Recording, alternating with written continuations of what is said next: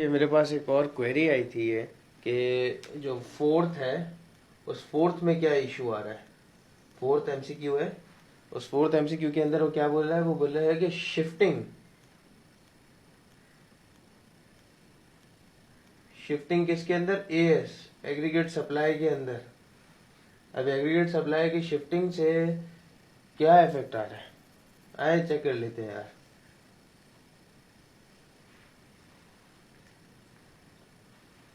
ये आपकी हो गई एग्रीगेट डिमांड और ये आपकी हो गई aggregate supply.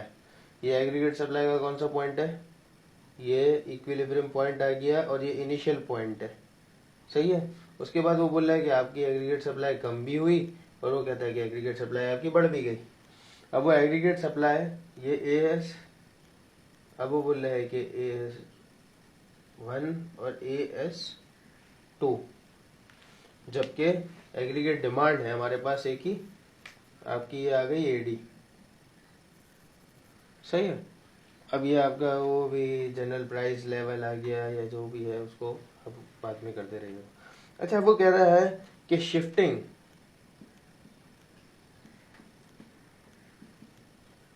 In A S.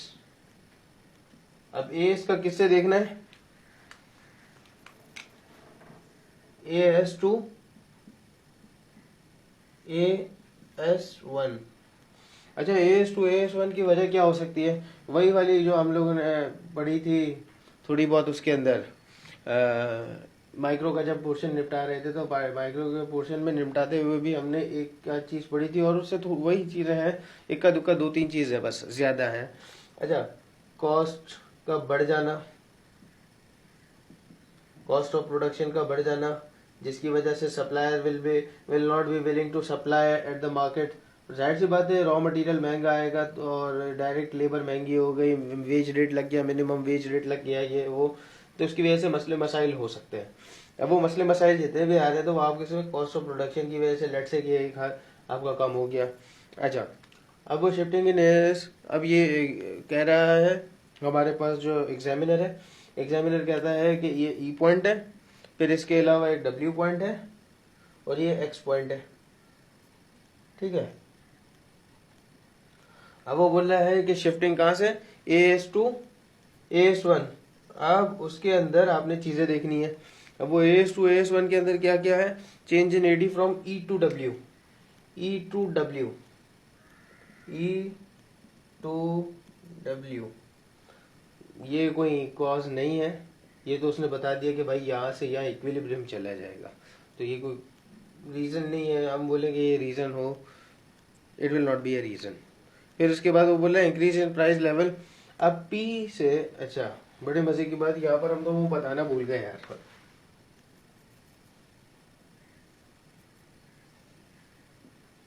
Initially it was P, फिर पी वन, फिर पी टू। अब पी वन पी टू और ये सारी चीजें हैं। अब वो कहता है क्या कि अगर मैं बोलूं कि ये आ गया आपका यहाँ पर, ये आ गया आपका यहाँ पर, स्केल था नहीं तो हम स्केलिंग डायग्राम ही पूरी बनाते। माजरत वो स्केल अभी ज़रा निकालना पड़ेगा, वो मेहनत एक अलग, और यहाँ पर वो छोटा सा बना के पेश करना है बस। अच्छा, वो कहता है कि यार पी से पी वन पे चला गया, पी टू पी वन हो गया, मतलब प्राइस आपकी बढ़ जाएगी, तो वो कौन सा सप्लाई, जो कौन सी फर्म्स होंगी। अच्छा, एग्रीगेट सप्लाई के अंदर क्या है, total output of the economy, total output of the economy है ना। तो कौन सी इकोनॉमी के अंदर ऐसी फर्म्स होंगी जो प्राइस बढ़ेंगी तो वो कम करना चाहेंगी, तो यार ये रीजन नहीं रहेगा।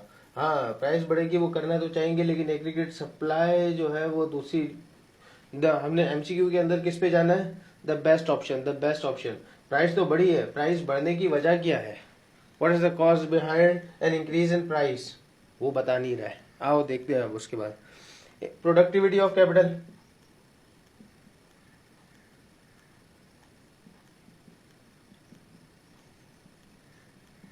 प्रोडक्टिविटी ऑफ कैपिटल, यार आप पैसा लगा रहे हो, उसके ऊपर आपको जो आउटपुट है, रिजल्टेंट है, resultant over capital, resultant over capital employed वो आपका अच्छा है, तो जाहिर सी बात है उससे सप्लाई कम थोड़ी होगी एग्रीगेट सप्लाई, उससे तो बढ़ेगी एग्रीगेट सप्लाई। और चौथा जो आपका है वो क्या कह रहा है कि शॉर्टेज ऑफ स्किल्ड लेबर।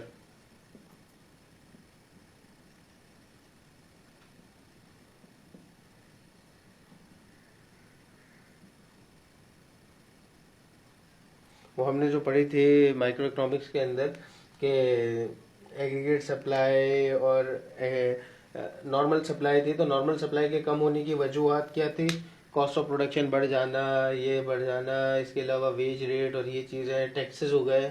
तो उसी तरह आप ये देखिए शॉर्टेज ऑफ स्किल्ड लेबर, आपके पास लेबर कम है, लेबर जो है वो कम है, स्किल्ड लेबर जिसका आपको ज़रूरत है, और तो आपकी प्रोडक्टिविटी क्या होगी, definitely productivity will be losing.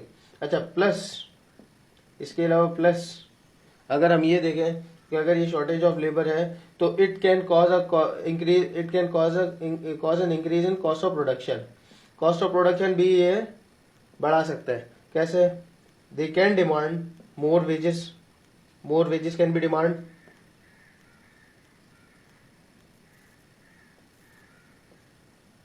Can be demanded, हो तो सकता है, ऑल दो अगर नहीं कर रहे लेकिन लिमिटेड है, तो इस वजह से हमारी प्रोडक्टिविटी के अंदर तो फॉल आएगा ना। तो इस वजह से द मोस्ट अप्रोप्रिएट तो यही लग रहा है कि शॉर्टेज ऑफ स्किल्ड लेबर। अब शॉर्टेज ऑफ स्किल्ड लेबर, अब ये इस तरीके से ना चले कि ये जैसे AS2 A1 है ना, हमें तो अभी पढ़ना है AS से A2 भी देखना है।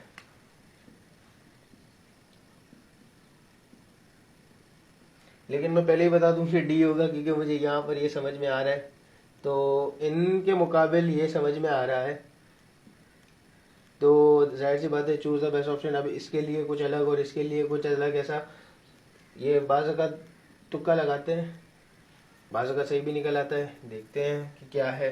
AS2 A1 को भी देख ले, AS2 A2 को भी देख लेते हैं ना, AS2 बार बार AS2 अच्छा, उसके अंदर वो क्या बोल रहा है कि वही वाली बात बोल रहा है कि वो चेंज आ रहा है कहाँ से। एक मिनट, यहाँ पर हमने चेंज बोला था, चेंज की बात की थी, और यहाँ पर भी चेंज की बात की थी, यहाँ पर भी देख लेते हैं। यहाँ पर वो क्या बोलता है, यहाँ पर वो कहता है कि E2X पे चला गया, यहाँ से यहाँ पे आ गया ना E2X पे,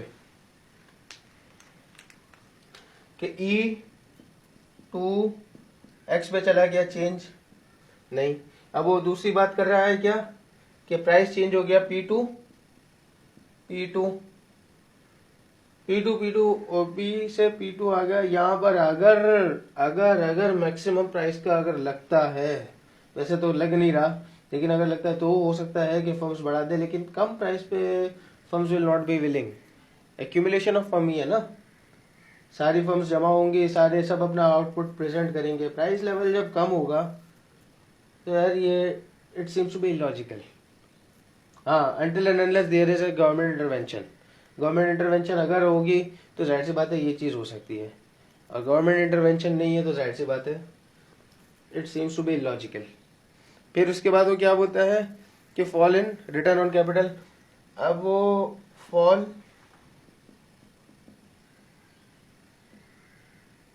रिटर्न ओवर कैपिटल, अब fall in return over capital है। अब कैपिटल की अगर बात की जाए, अब ये देखें यहाँ पर इसने क्या बोला था कि प्रोडक्टिविटी ऑफ कैपिटल, जिसका रिजल्ट अगर आप कैपिटल लगाओ तो उसके ऊपर आपको रिटर्न अच्छा मिल रहा है, तो जाहिर सी बात है firm will be willing, more willing, कि वो ज्यादा से ज्यादा अपना पैसा लगाए और आउटपुट प्रोड्यूस करे, आउटपुट प्रोड्यूस करके आउटपुट बेचेगी, तो फिर उसके बाद क्या आएगा आपके पास, जाहिर सी बात है मॉनेटरी फायदा होगा। तो every firms will be willing कि यार प्रोडक्टिविटी बढ़ेगी तो हम अपनी एग्रीगेट सप्लाई भी बढ़ा देंगे।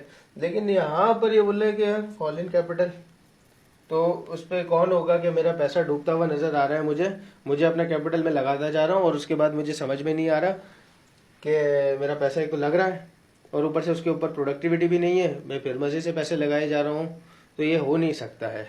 और चौथा क्या बोल रहा है कि improvement in workforce training, improvement किस पे हुई है, वर्कफोर्स प्लानिंग,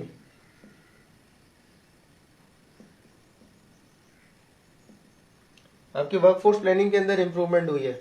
अच्छा, हमने क्या पढ़ा था कि एग्रीगेट सप्लाई के बढ़ने की वजह, इंक्रीज होने की, सॉरी राइज होने की वजह, उसके अंदर हमने एडवांसमेंट पढ़ा था टेक्नोलॉजी के अंदर, एडवांसमेंट इन टेक्नोलॉजी। अब ये वही तो बात कर रहे हैं कि improvement in workforce planning, workforce planning improvement की बात कर रहा है।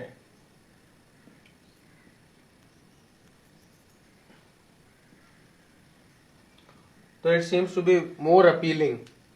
तो हमारा आंसर यही हो जाएगा कि एक तो तुम्हारा शॉर्टेज ऑफ स्किल्ड लेबर की वजह से तुम्हारी एग्रीगेट सप्लाई जो है वो तो कम हो रही है, फॉल आ रहा है, और यहां पर इम्प्रूवमेंट